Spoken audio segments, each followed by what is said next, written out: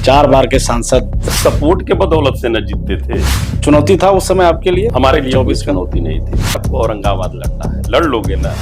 चलिए बधाई हो सुशील बाबू, आप लड़ेंगे तो कहीं 25 के नॉमिनेशन करें। इच्छा किसकी थी? सवाल तो यही है ना, आप जहानाबाद से था, औरंगाबाद की जो मैंने टिकट यहाँ से मांगा ही नहीं। हाँ, न तो तेजस्वी बाबू को कहा, न तो राष्ट्रीय अध्यक्ष महोदय जी को कहा।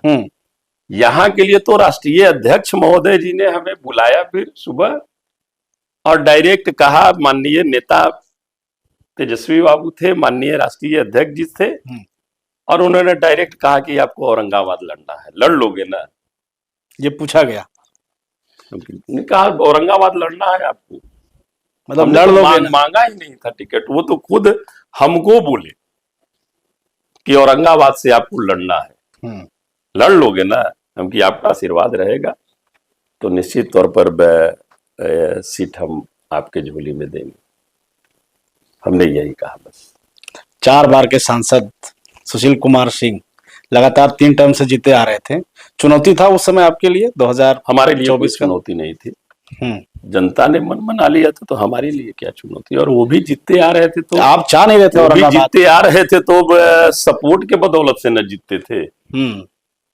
बैकिंग उनको भी मिलता था। जब हम एमएलए थे टिकारी से जी, तो जब 19 में वो चुनाव लड़ रहे थे तो हमने एक मीटिंग बुलाई थी टिकारी की, और हमने पगड़ी बांधा।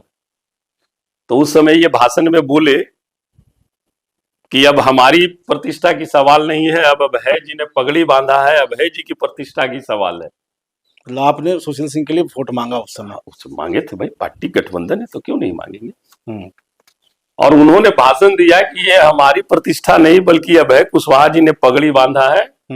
अभय कुशवाहा जी की पगड़ी की लाज रखिएगा टिकारी वासियों, टिकारी के लोगों। और वो लाज रखी और सबसे ज्यादा वोट से वो 4 बार लड़े ना चुनाव। बिल्कुल। लेकिन जब अभय कुशवाहा टिकारी से एमएलए था तो सबसे ज्यादा वोट से अभय कुशवाहा के टाइम में वहां से लीडिंग मिला था, करीब 24,000 समथिंग कुछ वोट से।